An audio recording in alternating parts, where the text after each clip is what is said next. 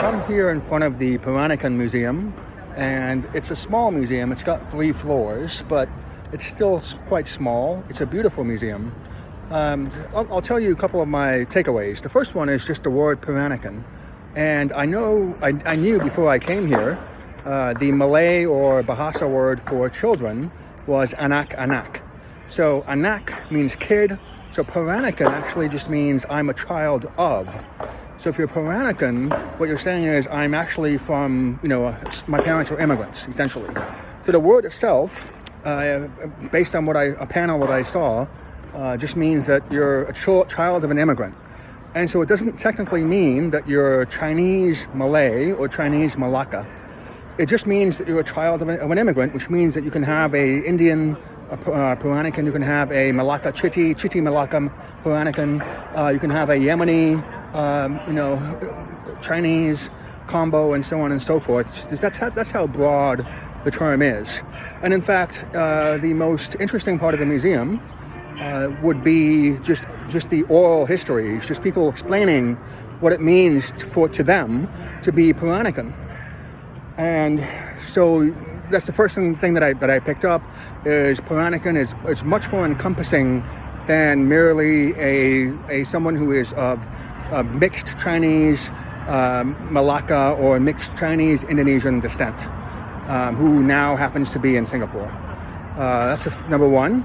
Number two, you'll see if you visit enough museums, if you're like me, you'll get a little bit tired of seeing so many expensive, elaborate, Baroque creations, whether it's gold, silver, whether it's a embroidery, whether it's something else. And so what you have to understand is that back in the day, 200 years ago, 300 years ago, 400 years ago, they didn't have the same level of banking stability as we have now. They didn't have currency markets the same way that we have them now. So in many cases, if a business were to fail, the only way that a family would be able to survive would be based on the wife's jewelry, would be based on, in other words, the wife's ability to have kept and guarded gold, silver, bronze, copper, all of these materials that are now traded on financial markets. In the old days, the wives used to be the traders, the Wall Street traders within the old commodities markets. Because again, you didn't have the same level of, you didn't have a currency exchange, you didn't have a developed worldwide financial market the same way that we have today. So one thing that I think was very important to pick up today was, just the fact that when you go out and you see all of these, beautiful creations and artwork, a lot of them happen to have gold, silver, or something else that makes it valuable, or something that can be exchanged for gold and silver, or platinum, or something else.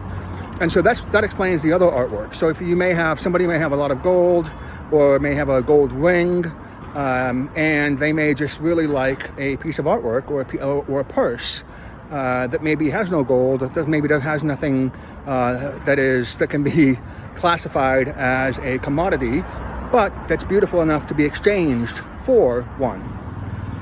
So that's something that should be picked up on when you look at all these different beautiful things and all these different kinds of artwork, including clothing, by the way, whether it's batik or something else. You have to understand that you're dealing essentially with old-time financial security. And in the old days, the wife would be the repository of that financial security. So those two things would be the most interesting lessons that I picked up on. And I think it's a museum that's worth visiting. You can actually, if you walk over here, you'll be in the middle of Armenian Street, one of the older streets here. Just the name of the street should tell you that Singapore has always been a place where a lot of immigrants and traders have made their home for quite a number of years.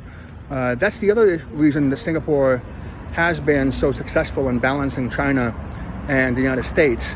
If you think about it, just the fact that you have so many Peruvians here, it means that Singapore has always been, unlike a lot of other places, has always been the destination for mixed immigrants, children from someplace else.